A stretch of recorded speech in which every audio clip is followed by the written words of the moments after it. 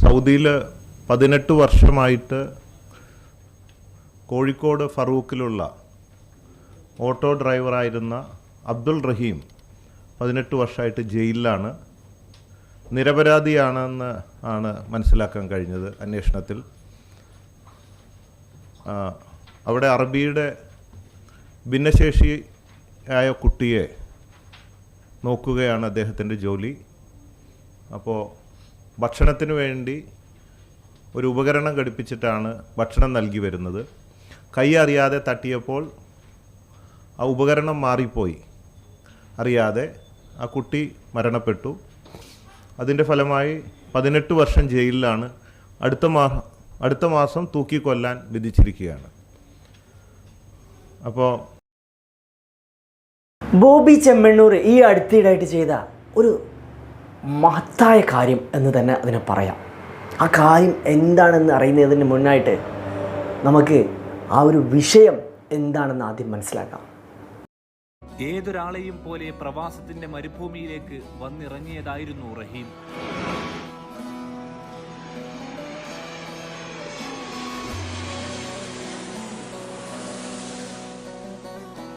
പറന്നുപൊങ്ങിയ വിമാനത്തിന്റെ ചെറുജാലകത്തിന് പുറത്ത് വർണ്ണമുള്ളൊരു ഭാവിയെ അയാളും കണ്ടിരുന്നു.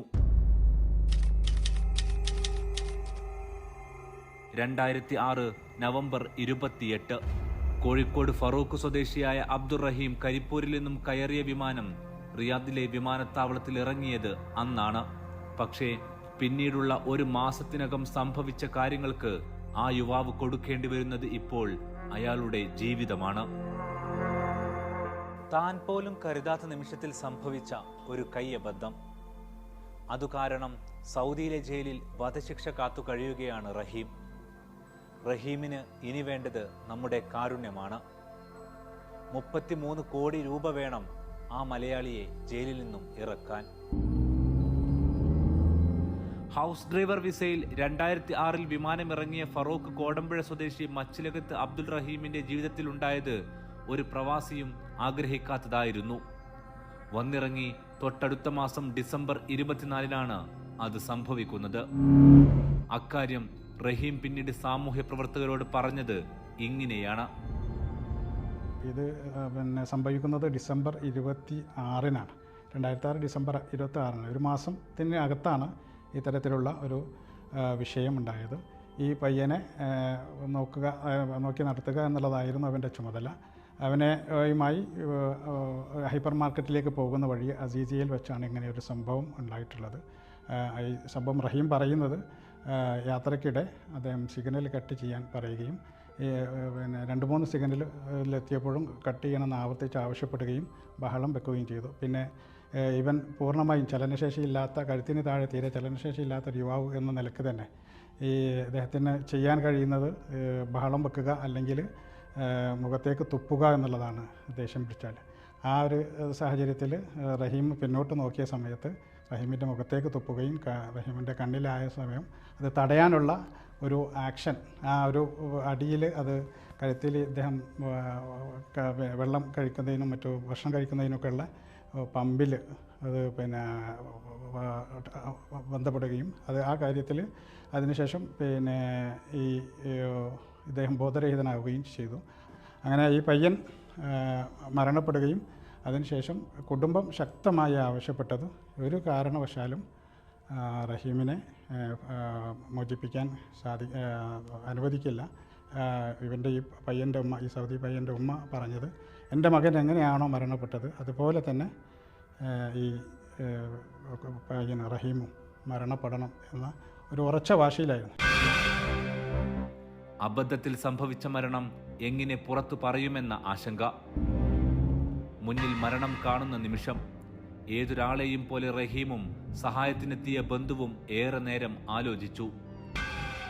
പക്ഷേ പോലീസെത്തി മരണം സാധാരണമല്ലെന്ന് കണ്ടെത്തി. കാരണക്കാരനായ റഹീമിന് വധശിക്ഷ തന്നെ വേണമെന്ന് കുടുംബം ആവശ്യപ്പെട്ടതോടെ അന്തിമ വിധിയെത്തി. റഹീമിന് വധശിക്ഷ.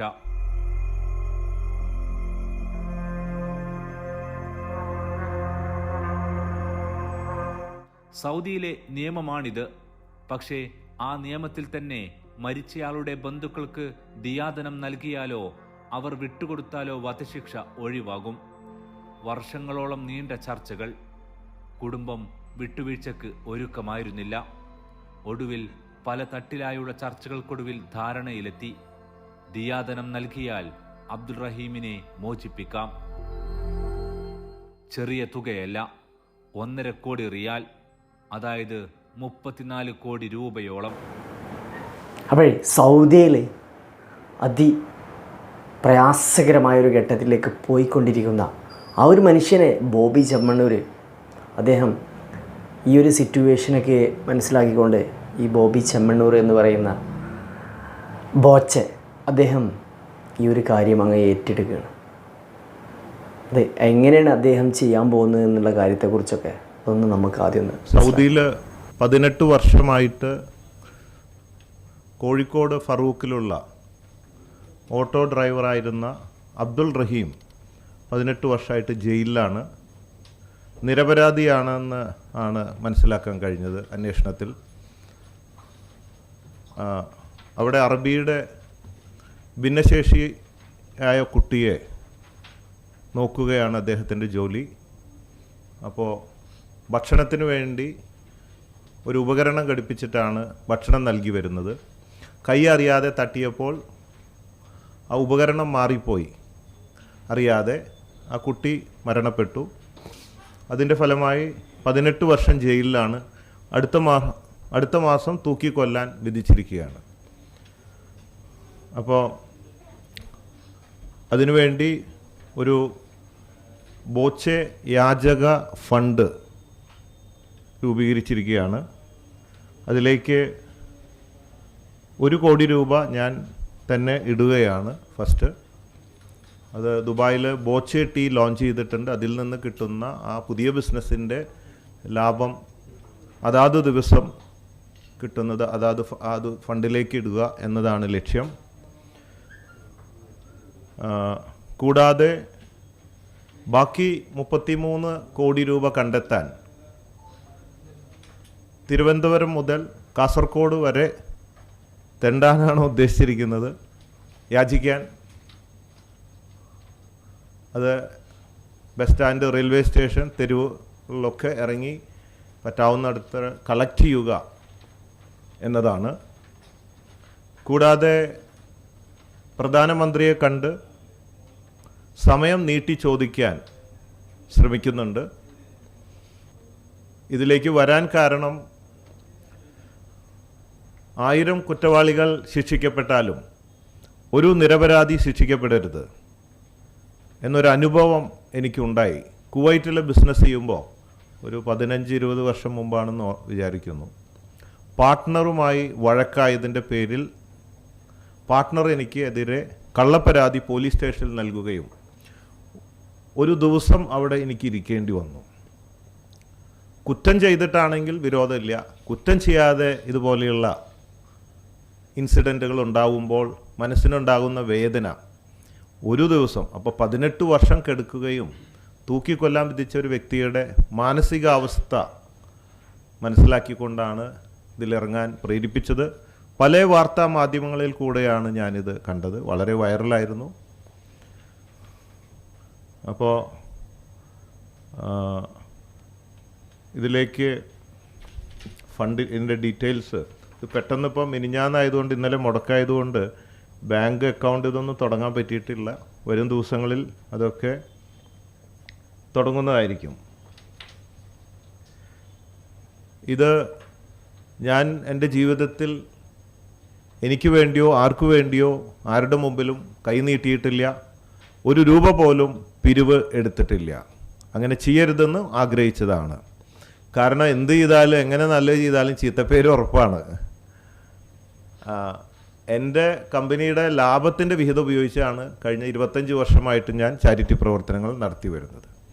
ഇത് 34 കോടി ആയതുകൊണ്ട് വേണ്ടാന്ന് വെക്കാനും പറ്റുന്നില്ല. അപ്പോൾ ആ അവസ്ഥയിൽ ആദ്യമായിട്ട് ഇറങ്ങുകയാണ്. ഒരുപാട് അഭിനന്ദനാർഹമാണ് ബോബി ചെമ്മണ്ണൂർ ഈ ചെയ്യാൻ പോകുന്ന ഈ ഒരു കാര്യം. കാരണം പല വ്യാവസായികളും വ്യാപാരികളൊക്കെ ഉണ്ട്. പക്ഷേ അദ്ദേഹം ഇത്തരത്തിലൊരു കാര്യത്തിലേക്ക് മുന്നിട്ടിറങ്ങുമ്പോഴേ ഇത് ഒരുപാട് വലിയ വലിയ ബിസിനസ് മാൻമാർക്ക് ഒരു വലിയ പ്രചോദനമായി മാറുകയാണ്.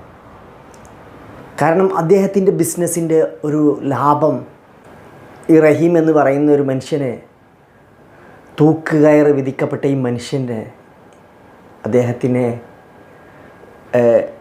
രക്ഷപ്പെടുത്തുന്നതിനും വേണ്ടി അദ്ദേഹത്തിൻ്റെ ബിസിനസ്സിൻ്റെ ഒക്കെ വരുമാനം അതിനു വേണ്ടിയിട്ട് ഉപയോഗപ്പെടുത്തുക എന്ന് പറയുമ്പോൾ അത് ഒരു വലിയ അഭിനന്ദനാർഹമാണ്. സ്വാഗതം ചെയ്യണം നമ്മൾ ഇത്തരത്തിൽ ഈ കാര്യങ്ങളൊക്കെ ചെയ്യുന്ന വ്യവസായികളും വ്യാപാരികളൊക്കെ. കാരണം ഇത് നാളെ മറ്റുള്ള ഇതുപോലെ ഒരുപാട് മനുഷ്യർ ഇതുപോലെ നീതി കിട്ടാതെയൊക്കെ ആയിട്ട് ജയിലറകളിലും മറ്റും കഴിയുന്നവരുണ്ടാവാം, പ്രത്യേകിച്ച് മിഡിൽ ഈസ്റ്റിലൊക്കെ. അപ്പോൾ ഈ ഒരു സാഹചര്യത്തിൽ ഇത് വളരെ അഭിനന്ദനാർഹമാണ്. നമുക്കൊരിക്കലും അത്രയും വില മതിച്ചുകൊണ്ട് കാണേണ്ട ഒരു കാര്യമാണ് അദ്ദേഹം ചെയ്ത ആ ഒരു സൽപ്രവൃത്തിയെ. അതിന് അദ്ദേഹത്തിന് അതിൻ്റെതായ പ്രതിഫലം ലഭിക്കുന്നതായിരിക്കും. അദ്ദേഹം ആത്മാർത്ഥമായിട്ട് അദ്ദേഹം അതിനു വേണ്ടി ഇറങ്ങി തിരിച്ചു പറയുമ്പോൾ വീണ്ടും വീണ്ടും നമ്മൾ അഭിനന്ദനാർഹമായി മാറുകയാണ്.